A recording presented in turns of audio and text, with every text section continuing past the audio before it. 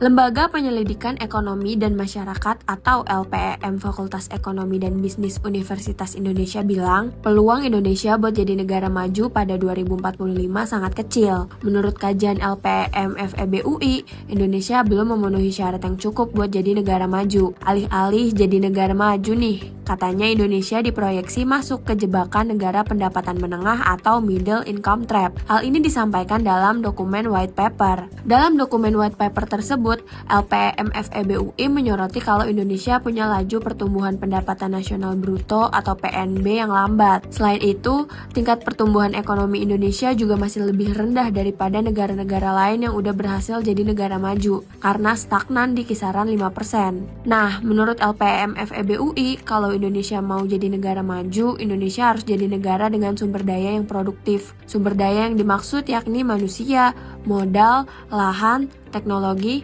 serta kewirausahaan. Indonesia juga harus memiliki pembangunan ekonomi yang bersifat inklusif, memiliki ketahanan, dan berkelanjutan. Untuk mencapai hal itu, dibutuhkan kombinasi 3 hal yang utama, yaitu sumber daya manusia yang mumpuni, perkembangan riset, dan institusi yang baik. Namun faktanya, Indonesia masih dihadapkan dengan pembangunan institusi yang masih jalan di tempat dengan korupsi yang terus terjadi. Nah, menanggapi riset ini, Koordinator Bidang Perekonomian bilang, pemerintah selalu optimis dengan target yang udah dibuat.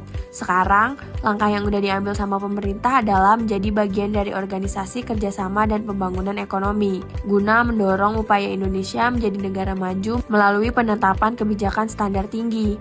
Gimana kalau menurut kamu? Yakin Indonesia bisa jadi negara maju di 2045 atau enggak? Komen ya!